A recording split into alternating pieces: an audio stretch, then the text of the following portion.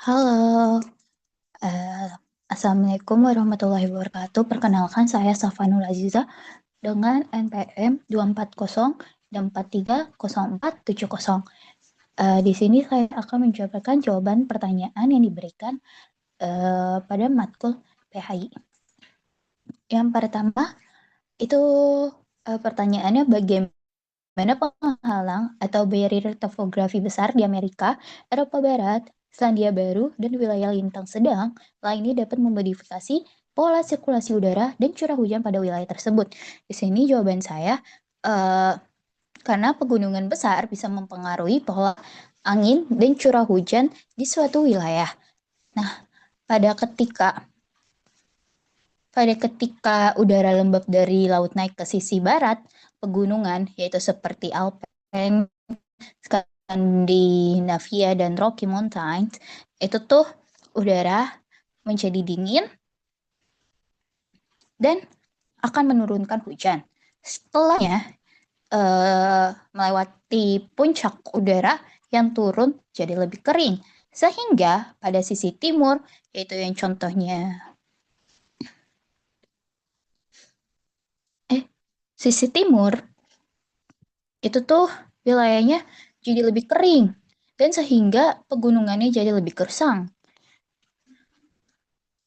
Yang kedua itu ada jelaskan pola spasial keberadaan iklim sedang di luar Eropa dan mengapa bisa ditemukan di sana.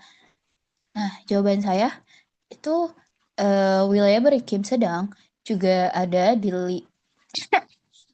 luar Eropa seperti Amerika Utara, Asia Timur, dan Australia. Daerah-daerah ini uh, berada di zona angin barat, sehingga sering dipengaruhi sistem tekanan uh, menengah dan arus laut. Arus laut ini bersifat hangat dan dingin, membuat suhunya itu lebih seimbang.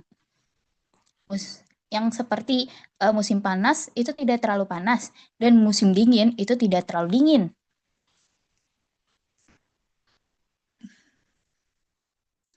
Yang selanjutnya itu jelaskan alasan utama keberadaan padang pasir pada beberapa belahan bumi.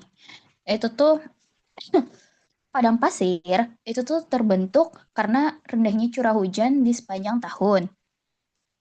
Nah, salah satu penyebab utamanya itu adalah di bawah karena letaknya itu di bawah daerah tekanan tinggi subtropis, di mana udara turun dan menjadi kering, sehingga padang pasir juga bisa terbentuk karena efek bayangan hujan di balik pegunungan, seperti gurun Atacama di Chili.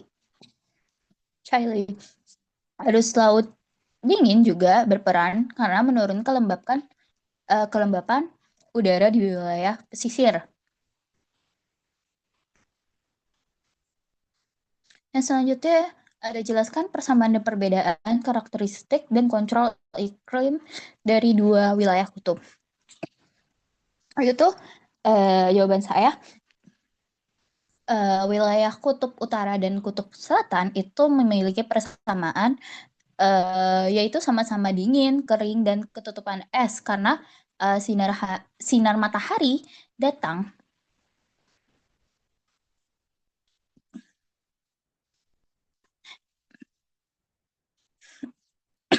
karena sinar matahari itu datang eh, miring, namun ada perbedaannya juga, yaitu kutub utara berupa laut beku yang dikelilingi daratan sehingga suhunya lebih hangat dan cuacanya lebih sering berubah.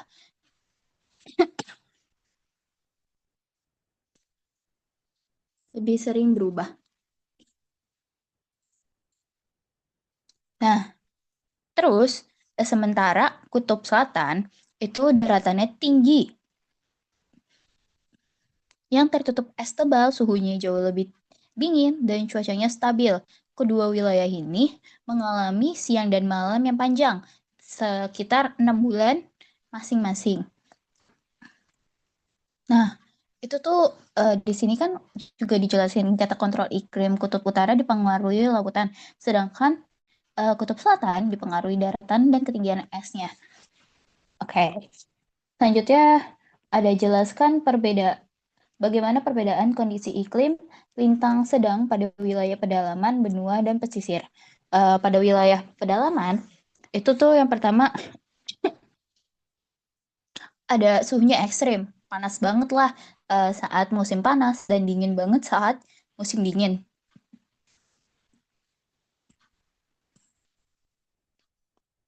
Yang kedua ada curah eh ya, yang kedua ada curah hujan sedikit, biasanya turun di musim panas.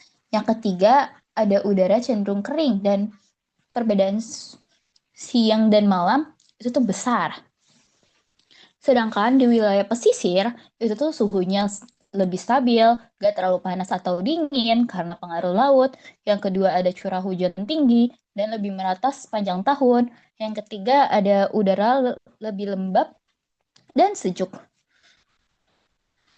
Uh, uh, Sekian dari saya. Wassalamualaikum warahmatullahi wabarakatuh.